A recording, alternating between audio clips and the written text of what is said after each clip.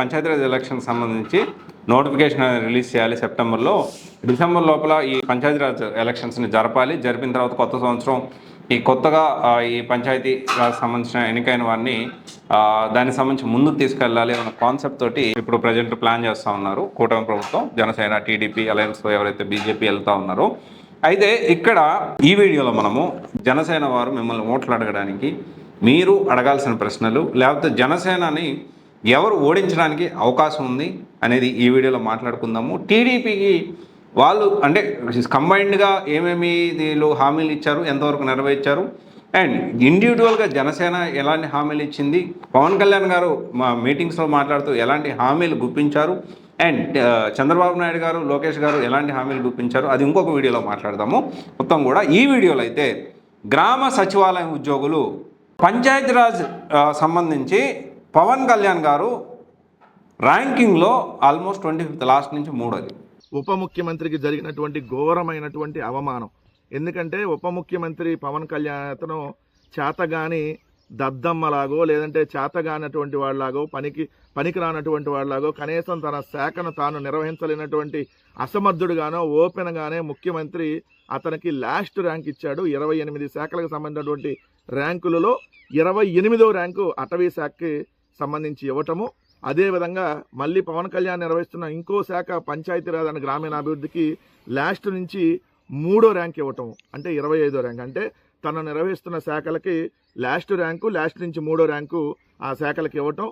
ఇది ఘోరమైనటువంటి అవమానంగా ఓ పక్క జనసేన వాళ్ళు కూడా ఈరోజు సోషల్ మీడియాలో స్పందించడం. అంటే పంచాయతీరాజ్ వ్యవస్థ అనేది సరిగ్గా లేదు అని చెప్పడం జరిగింది. అయితే ఇప్పుడు ఆ ఇంపాక్ట్ పంచాయతీరాజ్ ఎలక్షన్స్లో ఆ ఇంపాక్ట్ ఉంటుందా అనేది 2 yearsలో ఏం చేశారు అనేది మనం మాట్లాడుకుంటే ఓవరాల్గా కలిపి ఎలాంటి హామీలు, సూపర్ 6 హామీలు మనం ఒకసారి గమనిద్దాము. తల్లికి వందనం ఎంతవరకు ఇచ్చారో, ఎగనామం పెట్టారో అందరికీ తెలుసు. తర్వాత దీపం 2 ఫ్రీ సిలిండర్ ప్రొవైడ్ చేస్తూ ఉన్నారు, ఎంతవరకు ప్రొవైడ్ చేస్తున్నారు ఏంటి అనేది అందరికీ తెలుసు. ఆ తర్వాత అన్నదాత సుఖీభవ, ఓకే. తర్వాత ఫ్రీ బస్ అయితే ఖచ్చితంగా బాగా ఇంప్లిమెంట్ చేశారు. అండ్ తర్వాత నిరుద్యోగ వృత్తి, ఇక 20 లక్షల ఉద్యోగాలు లేదా 3,000 రూపాయలు నిరుద్యోగ వృత్తి ఖచ్చితంగా ఇస్తామన్నారు. సో అది కూడా మనం గమనించవచ్చు. దీంతోపాటు తర్వాత వేగ్గా మనం పవన్ కళ్యాణ్ గారు చాలా మీటింగ్స్లో మాట్లాడుతూ చెప్పిన విషయాలు మనం ఒకసారి గమనిద్దాము. 33,000 అమ్మాయిలు మిస్సింగ్ అన్నాడు. ఎంతమంది అమ్మాయిలు వెనక తీసుకో ఓట్లు అడిగినప్పుడు ఫస్ట్ క్వశ్చన్ ఇది అడిగాను. 30,000 మంది అమ్మాయిలు మిస్సింగ్ అయిపోయారు ఆంధ్రప్రదేశ్లో. నాకు ఎలా తెలిసింది? ఢిల్లీలో ఉండే నిఘా వర్గాలు నాకు చెప్పినాయి. మీ ఆంధ్రప్రదేశ్ నుంచి దాదాపు 29,000 మంది అమ్మాయిలు మిస్ అయిపోయారు. నీకు తెలిసా సంగతి? అంటే రెగ్యులర్గా ఉంటాయి, కొంతమంది మిస్ అవుతారు, ఇంత నాకు తెలియదంటే నేషనల్ క్రైమ్ రిపోర్ట్ మొత్తకి ఎన్సీబీ రిపోర్ట్ ఇస్తే 29,000 పై దాదాపు 30,000 మంది అమ్మాయిలు మిస్ అయిపోతే దాంట్లో 14,000 మంది తిరిగి వచ్చారని చెప్తా ఉన్నారు పోలీసు.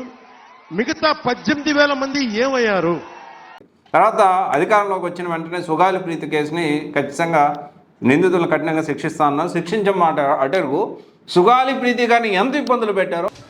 ప్రతిపక్షంలో ఉన్నప్పుడు మరి పవన్ కళ్యాణ్ గారు లక్షలాది మందితో మరి కర్నూలుకు వచ్చి సుగాలి ప్రీతికి న్యాయం చేస్తామని అండగా నిలబడ్డారు. మరి అధికారంలోకి వచ్చిన 14 నెలలైనా కూడా సుగాలి ప్రీతి ఊసే లేదు. మరి అన్నగారిని మేము గెలిచిన తర్వాత 3 నెలలకు అతి కష్టం మీద వెళ్ళి మేమే ఒక్కసారి వెళ్ళి కలవడం జరిగింది. అన్నగారు మాట ఇచ్చారు న్యాయం చేస్తానని, కానీ ఇంతవరకు కూడా సుగాలి ప్రీతి కేసుకి పవన్ కళ్యాణ్ గారు ఎటువంటి న్యాయం అనేది చేయలేదు.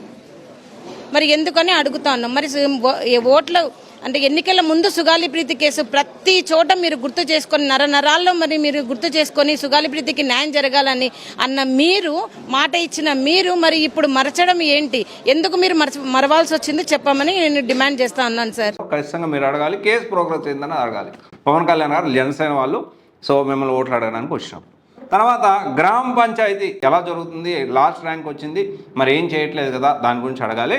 And job calendar jobless calendar అయిందా, ఓకే, ఇది కూడా అడగాలి. అండ్ వెరీ ఇంపార్టెంట్ ఏంటి అంటే ఈ వాలంటీర్లు 10,000 చేస్తామన్నారు. నేను నిజంగా చెప్తున్నాను, 2.5 లక్షల మంది వాలంటీర్లు నా సోదర సమానులు, నా అన్నదమ్ముల వాళ్ళు, నా అక్క చెల్లెళ్ళు వాళ్ళు, మా చెల్లెళ్ళు వాళ్ళు. ఏ రోజు కూడా నేను వారిని పొట్ట కొట్టాలని నా ఉద్దేశం కాదు. మీకు 5,000 వస్తే వాలంటీర్స్కి చెప్తున్నాను, 5,000 వస్తే ఇంకొక 5,000 మీకు వేసి ఇచ్చే మనసున్నవాడిని. ఎప్పుడు మీకు పొట్ట కొట్టాలని నాకు కలలో కూడా అనుకోను. అసలు వ్యవస్థ లేకుండా చేశారు. గ్రామ సచివాలయం ఉద్యోగులు వాళ్ళని ఎన్ని ఇబ్బందులు పెట్టాలో అన్ని ఇబ్బందులు పెడుతున్నారు. విచ్ ఈజ్ అండర్ పవన్, అంటే గ్రామ సచివాలయం కూడా దీనికి సంబంధించి రిలేటెడ్ అవుతుంది.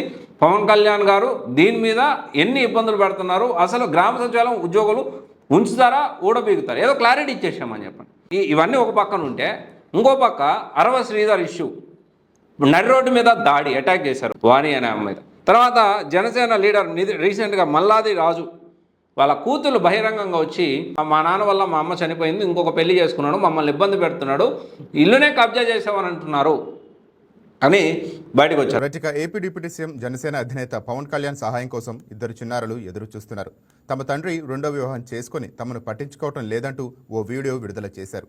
తూర్పుగోదావరి జిల్లా కాకినాడకు చెందిన జనసేన నేత మల్లాది రాజు ప్రైవేట్ స్కూల్ నడుపుతూ అక్కడే పనిచేసే ఒక ఉద్యోగిని రెండో పెళ్లి చేసుకుంటున్నట్లు బాలికలు చెప్తున్నారు. తమ తండ్రి టార్చర్ భరించలేకే తల్లి ఆత్మహత్య చేసుకుందంటున్నారు. తల్లి లేని తమను చేరదీయకుండా వేధిస్తున్నారని వాపోతున్నారు. జనసేన పార్టీ ఏదైతే ఉందో ప్రజెంట్ ఉన్న సిచ్యువేషన్లో ఓట్లు అడగడానికి వచ్చినప్పుడు ఈ ప్రశ్నలు మీరు ఖచ్చితంగా అడగాలి. ఇప్పుడు గ్రామ సచివాలయం ఉద్యోగులు ఇప్పుడు ఈ ఎలక్షన్స్లో వాళ్ళ ఇంపాక్ట్ ఉంటుందా, వాలంటీర్స్ ఇంపాక్ట్ ఉంటుందా అంటే నాకు తెలిసినంత వరకు రాష్ట్ర ట్రెండ్ మనం ఒకసారి గమనిస్తే ఎవరైతే అధికారంలో ఉన్నారో పంచాయతీ రాజ్ ఎలక్షన్స్లో మోస్ట్లీ ఆ ప్రభుత్వమే వచ్చేదానికి ఛాన్స్ ఉంది. ఇంపాక్ట్ చూపించకపోవచ్చు, బట్ క్వశ్చన్ చేస్తే అట్లీస్ట్ దే విల్ రియలైజ్ కదా అనేది ఇక్కడ పాయింట్. ఓకే, ఇది ఒకసారి ఆలోచన. Thank you.